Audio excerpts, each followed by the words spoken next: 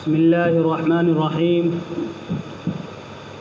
الحمد لله رب العالمين والعاقبة للمتقين والصلاة والسلام على شمس الهداية واليقين وعلى آله وأصحابه أجمعين.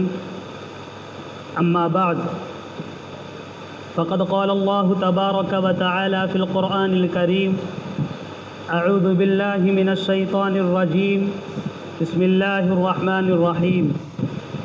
يا أيها الذين آمنوا اجتنبوا كثيرا من الظن إن بعض الظن إثم ولا تجسسوا ولا يغتب بعضكم بعضا أيحب أحدكم أن يأكل لحم أخيه ميتا فكرهتموه واتقوا الله إن الله تواب رحيم. صدق الله العظيم. اللهم صل على سيدنا محمد وعلى آل سيدنا محمد وبارك وسلم. اللهم صل على سيدنا محمد وعلى آل سيدنا محمد وبارك وسلم. اللهم صل على سيدنا محمد وعلى آل سيدنا محمد وبارك وسلم.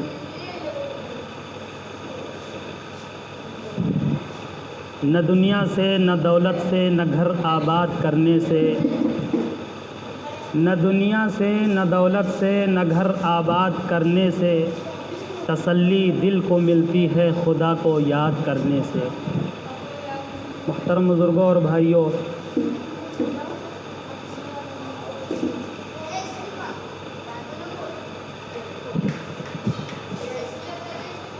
یہودی لوگ جو تباہ و برباد ہوئے اور اللہ کی مار ان کے اوپر پڑی، وہ اس وجہ سے کہ انہوں نے اعلیٰ چیز کو چھوڑ کر کے ادنا چیز کو اختیار کیا. قرآن نے فرمایا هو الذی ادنا بالذی هو خیر، کہ وہ اعلیٰ چیز کو چھوڑ کر کے ادنا اور گھٹیا چیز کو انہوں نے اختیار کیا.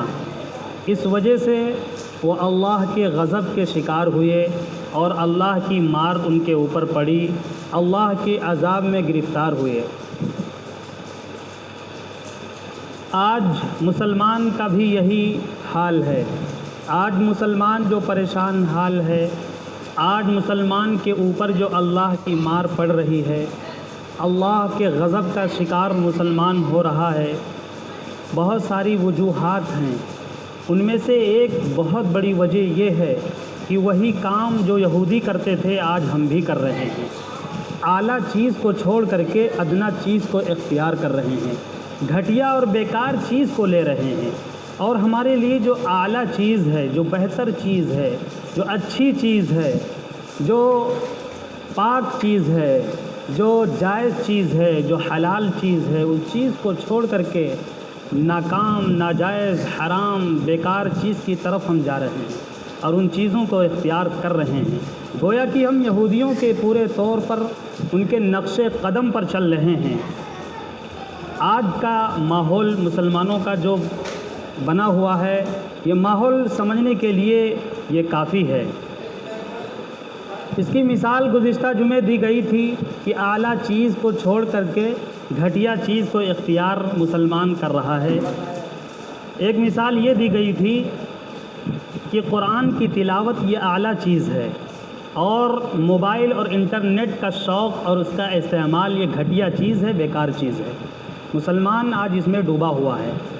آج کے جمعے میں دوسری مثال دی جائے گی کہ اعلیٰ چیز اللہ کا ذکر کرنا ہے، اللہ کو یاد کرنا ہے، اور گھٹیا چیز مخلوق کو یاد کرنا ہے، مخلوق کا تذکرہ کرنا ہے، مخلوق کا ذکر کرنا ہے، مخلوق کی بات کرنی ہے. ایک دین کی بات ہے، اسلام کی بات ہے، شریعت کی بات ہے، قرآن کی بات ہے، حدیث کی بات ہے، اللہ اور رسول کی بات ہے، صحابہ کرام کی بات ہے، اولیاء کرام کی، مشائخ اعظام کی باتیں ہیں، اکابرین کی باتیں ہیں. ان باتوں کو چھوڑ کر کے، ان کے تذکرے کو چھوڑ کر کے مخلوق کا تذکرہ چل رہا ہے، مخلوق کی باتیں ہو رہی ہیں، دنیاوی باتیں، دنیاوی گفتگو ہو رہی ہے. یہ گھٹیا چیز ہے. آج ہمارا ماحول بہت بگڑ چکا ہے. ہم بالکل اللہ کا ذکر، اللہ کا تذکرہ کرنا بالکل ہمارے اندر سے ختم ہی ہوتا جا رہا ہے۔ ایک اعلیٰ چیز ہے یہ ذکر الہی، ایسی نعمت ہے کہ اس کے ذریعے سے دلوں کو سکون ملتا ہے۔ یہ ذکر الہی مقصد زندگی ہے، نجات آخرت ہے۔ یہ ذکر الہی، اسی کے ذریعے خاتمہ بالخیر نصیب ہوگا۔ جتنا ذکر اللہ کا کریں گے ہمارا خاتمہ بھی اللہ کے ذکر پر ہوگا۔ یہ اللہ کا تذکرہ کرنا اور اللہ کا نام لینا ایک مسلمان کی شان ہے، ایک ایمان والے کی شان ہے۔ اس کی زندگی کے ہر لمحے اور ہر موڑ پہ اللہ کا نام ہونا چاہیے۔ یہ ایک ایمان والے کے لیے ضروری ہے، ایک مسلمان کے لیے لازم ہے۔ جس طرح ہم سانس لیتے ہیں اسی طرح ہمیں اللہ کا نام لینا چاہیے۔ سانسوں کی حلاوت اور اس کی گرمی میں اللہ کا نام موجود ہو۔ شیخ عبد القادر جیلانی رحمۃ اللہ علیہ اتنے بڑے کاروبار تھے، ہم کیا کاروبار ہیں؟ ان سے بڑا کاروبار کون ہوگا؟ ملکوں سے ان کے تجارت کے سامان آیا کرتے تھے، کئی ملکوں میں، قریب 22 ملکوں میں ان کا سامان خرید و فروخت کے لیے جاتا اور آتا تھا۔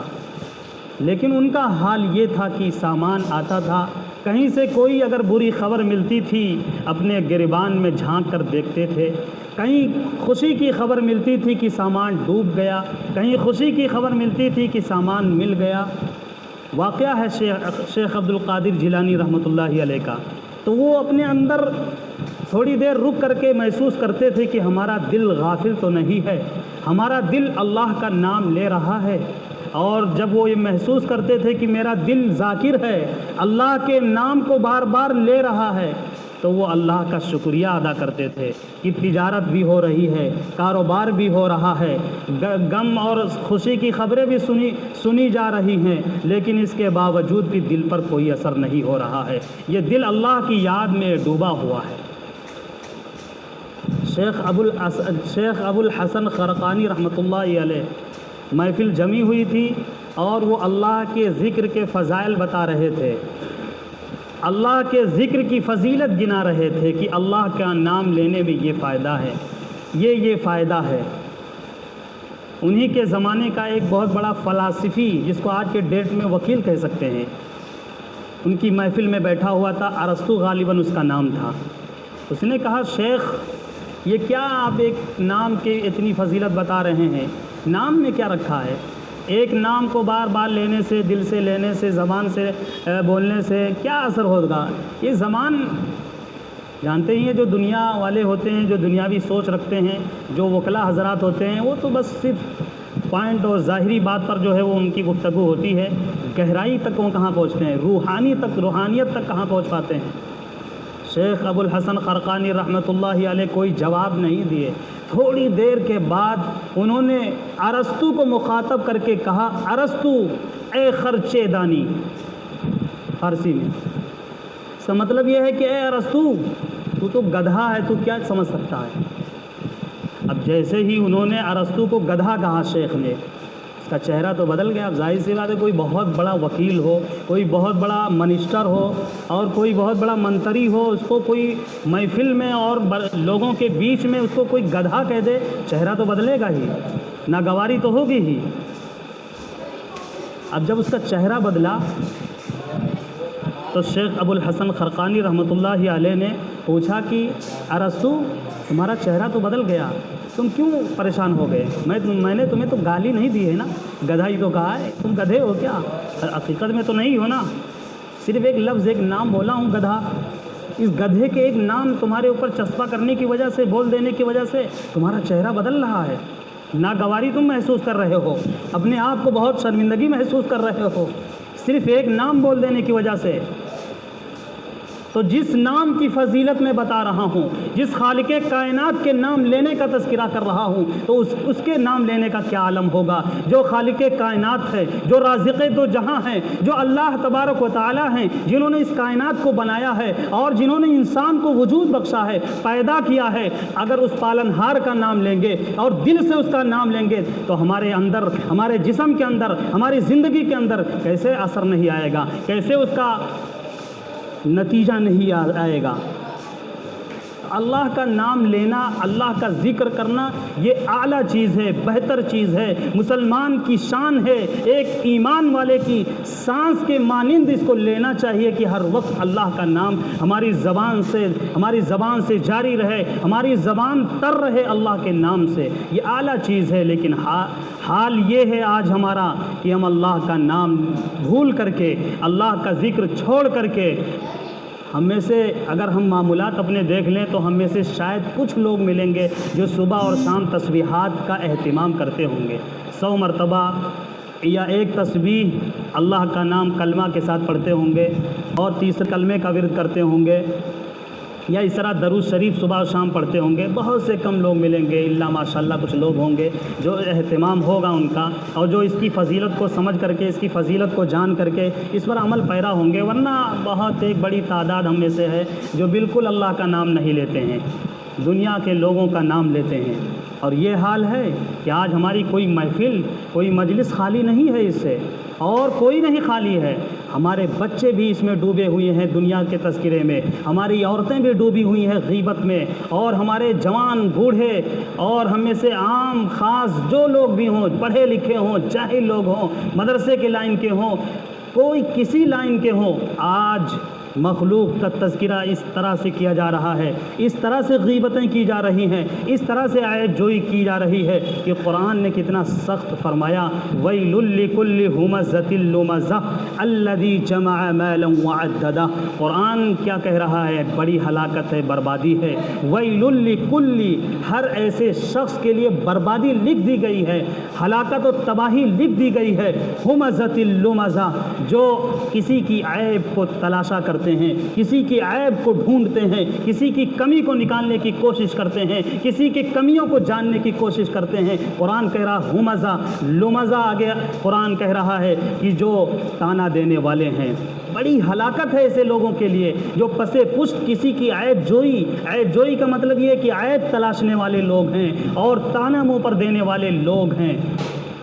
الذی جمع مالا وعددہ، قرآن کہہ رہا ہے کہ جو مال کو بھی جمع کرتے ہیں ایسے لوگوں کے لیے بڑی ہلاکت ہے۔ وعددہ، اور مال کو اکٹھا کر کے، بینک بیلنس بنا کر کے، الماری کے اندر اسٹور کر کے اس کو بار بار گنتے رہتے ہیں، کتنا مال بڑھا، کتنا گھٹا، کتنا بڑھا۔ اس کو قرآن کہہ رہا ہے جو ایسا کرتے ہیں، گن گن کر کے اس کو رکھتے ہیں۔ الذی جمع مالا وعددہ یحسب ان مالہ اخلدہ، وہ یہ سوچتے ہیں کہ ہمارا مال باقی رہے گا، ہمیشہ ہمیش رہے گا، یہ مال ہمارا ہی رہے گا، ہماری ہی ملکیت میں رہے گا۔ بالکل نہیں، ایسا کچھ نہیں۔ یحسب ان مالہ اخلدہ کلا لینبذن فی الحطمہ، یہ موت آئے گی، سانس بند ہو جائے گی، انسان اس دنیا سے پرواز کر جائے گا، ختم ہو جائے گا، یہ مال یہیں کا یہیں رہ جائے گا۔ یہ دوسروں کی غیبت کرنا اتنا بڑا گناہ ہے کہ اس کو حقوق العباد کا گناہ کہا گیا ہے، کبیرہ گناہ ہے۔ کبیرہ گناہ کہتے ہیں ایسے گناہ کو کہ جو بغیر توبہ کے معاف نہ کیا جائے، توبہ کی ضرورت پڑتی ہے، اس کو کبیرہ گناہ کبیرہ کہتے ہیں۔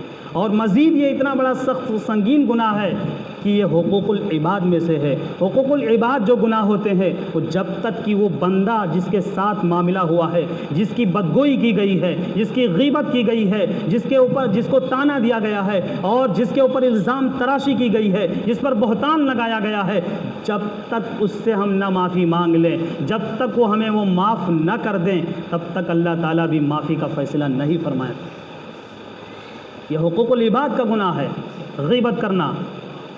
فَإِنَّ الْغِيبَةَ أَشَدُّ مِنَ الزِّنَا، فرمایا کہ یہ